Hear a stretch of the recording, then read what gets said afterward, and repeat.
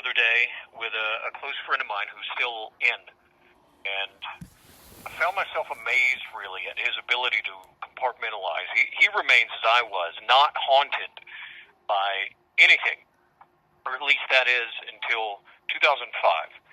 Now, this time, which specifically was August the 13th of 2005, it was a Saturday. Remember I said follow the money? Well, the trail of Al Isolmia Al Rabita, the Rabita Trust money trail, that's what broke me. This time it wasn't my flesh and blood and bones, it was everything else. That part of us which contains our will, our spirit, that container, or that thing which contains us, our values, our beliefs, that's the thing which shattered. And after that, my ability to compartmentalize began to fail me, and it still does.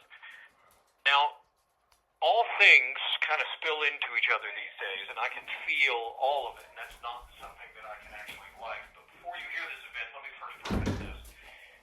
In the same world as everyone else, Americans do not live.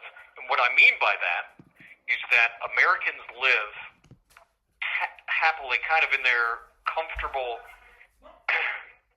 illusory utopia. When we Americans run the risk of our dreamscape being bruised, our initial response is kind of to bury our head in the sand so that the world as it really is, we don't see that. Pretending that there's no such thing as an organized force that is actively plotting our destruction. The myth of our founding being somehow magically self-sustaining as if it takes no work.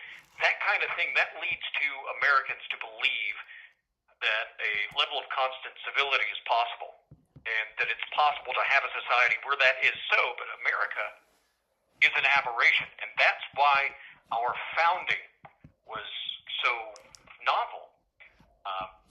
The faith that it is self-sustaining is not just naive, it's stupid optimism, really. It's not based on history or human nature.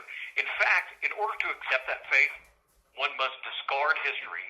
And this call is from a federal prison. It's almost a uniquely American trait to stay beholden to the myth that peacefulness is a natural state of the universe and nature. It really isn't. The universe, nature itself, is brutal. It is animalistic. It is violent. So, in 2005, even as personally as I, on this side of the planet, was building a new life, I had just sold off the remnants of Elocity, my satellite company, and almost a year into my newspaper, this was also the year that I'd successfully lobbied to induct Elvis into the Martial Arts Hall of Fame, for whatever that's worth, and was inducted in as myself as Instructor of the Year, and also found a home, recruited into the ATF. But the other life of mine was still on the hunt from back in 2002, still on the trail of Rabita Trust, the same money network that was funding Jaish-e-Mohammed and that offshoot in India. Now, there was a hotel in Kalina where we had recruited, 2004, I think, a couple of girls and shown them how to use Wi-Fi recorders and upload that data. This was a hotel that was often used by Jaish-e-Mohammed, and these operational recruits, they were very, very valuable. And quite frankly, to be honest, I really liked one of them a lot. I might have even been a little stricken with her. Laisha and Nakim. In 2005, I was going to introduce them to a new system of mine, a Wi-Fi recorder system, which, by the way, I had designed as rocks. They look like literally a rock. Even though it would take me less than the weekend to do it, I was pretty eager to see Laisha again. Now, I know this sounds cliche, but Laisha was just breathtakingly beautiful. Previously, she'd been very useful because she was very, very East Asian. She looked Chinese, in fact. She was young, 23 or so, very smart, but just magnetic. Just picture just picture of perfect femininity.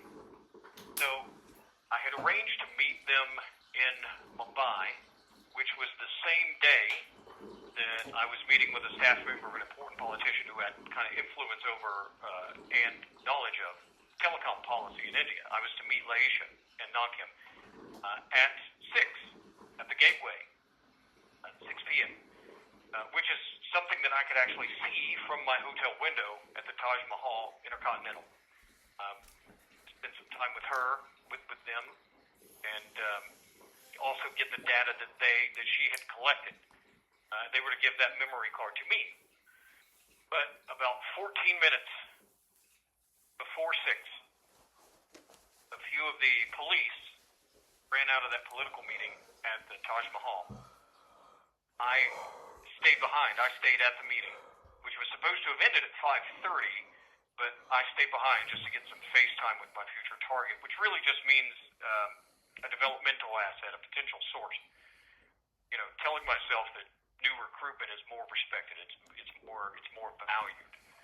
And my now handed off operational assets, the girls, Laisha and Na, I didn't triage them as highly as I should have. What I should have been doing was getting in place at the Gateway early for a multitude of reasons, but I didn't. The next 14 minutes, stayed behind till 6. And then that's when I stepped out to the Gateway, as I should have done at 5:30. I couldn't find Laisha.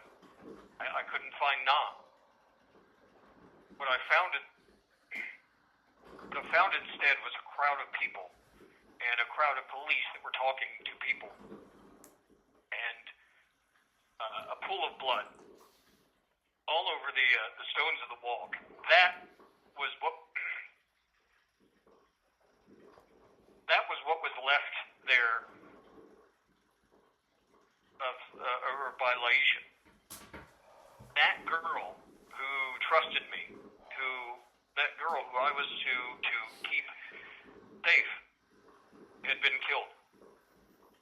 Just stabbed in her neck and cut through so deeply that she had almost been decapitated right there in front of pretty much everyone, right there in public, including Na, who had gotten sliced across her face. All of this just a few hundred yards away from where I was getting FaceTime with someone that I felt might advance that career.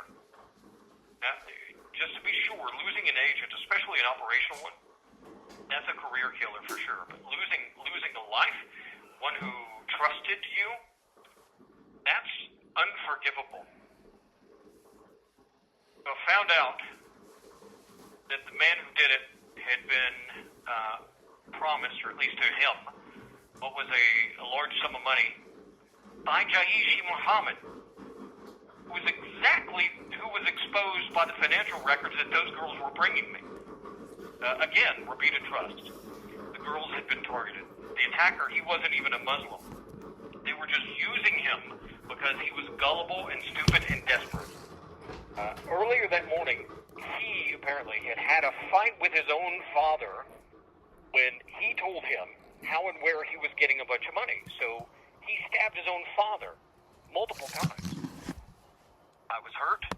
I was angry. I was angry at myself.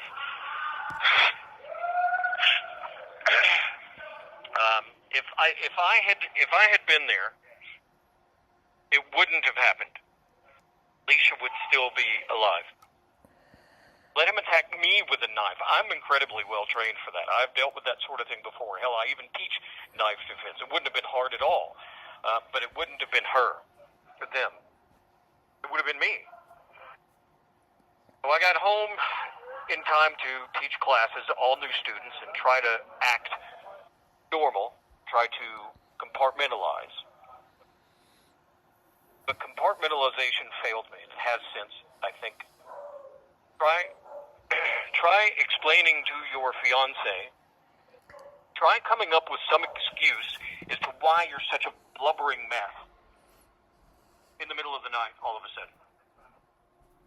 My walls began then to fall, and I suspect that even as early as 2005, I suspect Janet could sense that. When Alicia was when she died, when she was killed, the world was worse for it. It became darker, and I probably did too. My anger, probably at myself, numbed me long enough to fill that void with vengeance. Almost a year later, almost identical to the 2002 operation, which you haven't heard about just yet, a coordinated hospital visit became fatal. But that didn't help me. So I have no pain of conscience for that. As my friend just reminded me, a little room for conscience in this business. There's just no room at all, really. I was numb, and the world was still absent her. And that part of my career rightly suffered. A lot of times you don't regret your actions, you regret your inactions, and I regret my inaction, my failure to act and be there on time. One thing I should have learned then is when you outsmart people, it just pisses them off, whether it's Rabita Trust or anyone else.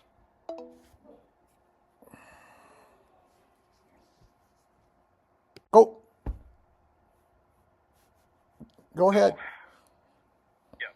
So, as I was saying, that part of my career rightly suffered, but it taught me a lot about myself, as I was saying. I don't regret. Usually, I don't actually regret my actions because they're usually right. Despite what you've been told, despite what you have heard, I am not the villain because of actions, because of my actions. What you've been told have been my actions are lies. They're not true. I don't regret my actions. I regret